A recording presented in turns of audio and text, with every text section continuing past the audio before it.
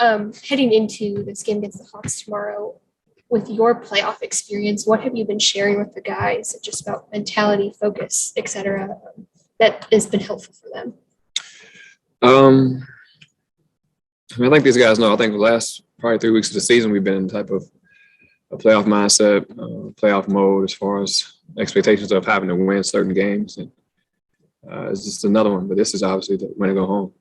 What has been the focus, especially defensively, against the Hawks with Trey, with Capella? That's kind of been sort of like, I guess, the attention to detail for you guys.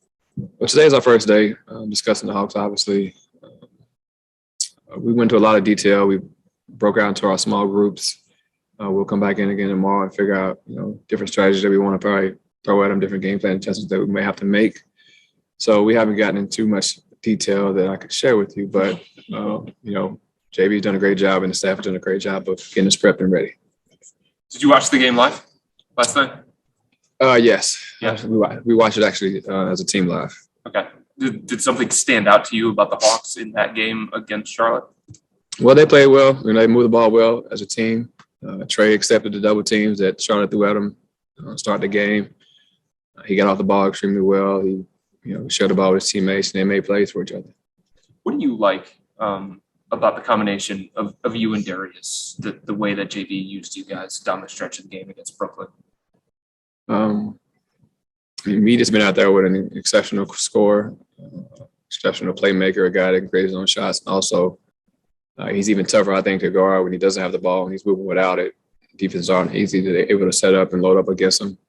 So it's just a combination of that, being out there with a high IQ guy, a guy that can make his own shots and create his own shots for me as well. So Darius and Evan, some of these younger guys who have never been in a playoff or non-regular season situation before in their careers, they just seemed so unfazed the other night, especially like after that first quarter or so. I guess just what have you seen from some of these guys who this is their first go around with this mentality-wise? I mean, it's just one game, so I can't really, assess too much in one game. But just their mentality, their character, who they are, they have an even keel mindset. They always seem pretty poised about everything they do and how they go about their day-to-day life. And it's like no different on the court. We got off to a bad start, but in the huddle, guys are poised. Try to continue to keep fighting and chip away at one possession at a time. And then with that first quarter the other night, when you guys have watched film and kind of dissected it, I guess what stood out that maybe changed from that first quarter to the rest of the game that you guys can take forward tomorrow? I think our physicality, attention to detail, understanding game plan mistakes that we did make in Brooklyn that I think turned into 49 points. I think we had 22 game plan mistakes, and we can cut that in half tomorrow night. I think we'll be in pretty good shape. That's one thing to tell these young kids about playoff basketball. It's another thing to go out and do it. It's someone who has been through it. Did you notice anything the other night from the young kids, like an aha moment, like, hey, so this is what you guys were talking about physicality, intensity, all that kind of thing? Did you notice anything with those young guys? No, like I said, I thought it started in Toronto. Obviously that was a big game and we lost, and I think it was another game following Chicago. So those young guys have been tested, time after time as far as how physical the game is, how to value each possession, how to close out quarters are big, and we're going to continue to learn and grow through it. But we won't have any more time to grow if we don't get it done tomorrow. How do you take those final three quarters, setting aside that first quarter, but those final three quarters where you guys really went toe to toe with them? How do you bring that forward to Friday night? The level of execution you guys had, all of that. How do you bring that forward? I think we're going to obviously need our fans. It's going to be rocking in the building tomorrow night, and looking forward to them giving us an extra boost as well. We just can't dig a hole. I think if we don't dig a hole to start the first half, start the game off, I think we'll be in pretty good shape. There's a lot of people that view you guys as the surprise of the 78 season. Feel good just to be here. Do you get the sense that you guys aren't satisfied? Do you feel like you have to say that to some of the young guys? It's just I don't think we have to say that. I mean, like I said, JB's done a great job all year, putting things in perspective of where we are and who we are. So it goes without saying. Anything else in here? All right, Tom, go ahead on Zoom. Thanks, Sharon. Hey, Rajon, you played in like 4,000 playoff games. Does it ever get any easier, or was there a time where it began to become a little bit easier for you? I wouldn't say easier. The game obviously slows down. Right. You have more time for preparation. You know your opponents a lot better, but it's not easier. No, like I said, obviously they vice versa. They know you just as much. They know your tendencies. They know your hot spots on the floor. They know what you like to do. So it's just a matter of being able to make in-game adjustments and countering to what their attacks are on both ends of the floor. And I know it's a very different team, but were the Nets in some ways kind of ideal prep because they do set those high screens for Trey and run something similar, at least initially in the offense? No, I mean, not the way I look at it. You know, those are three different type of players. You know, KD, Kyrie are more ISO players. And Trey's going to be in at least 50 to 60 pick and rolls a game. And I know Trey's mindset. I played with him a couple months.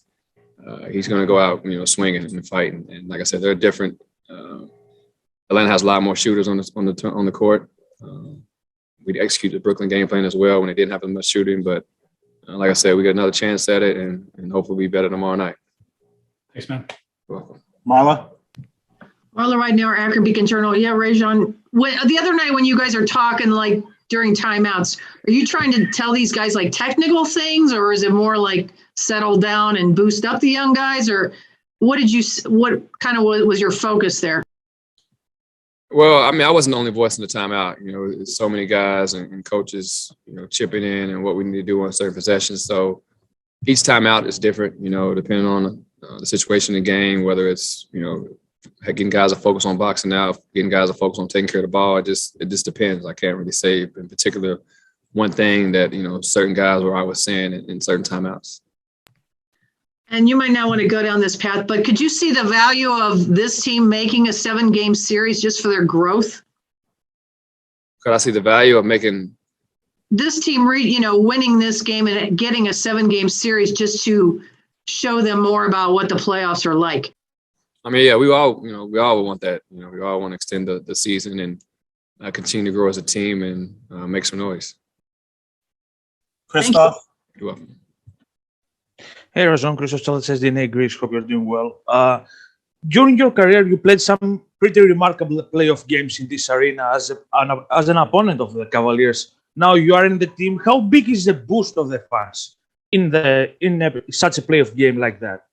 They're huge, and the fans I'm sure will be a lot better than Brooklyn's fans were for them.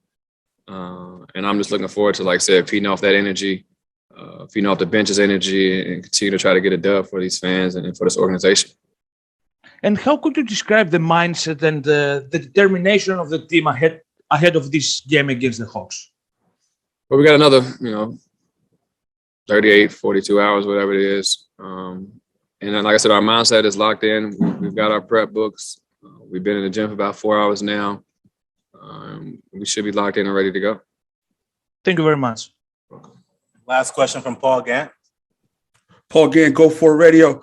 Rajon, two-time world champion. You've been in a lot of playoff games. You always upped your game in the playoffs. Who is playoff Rondo? We heard so much about it. Who is playoff Rondo? I can't really put it into words. I get a little more time to rest my body.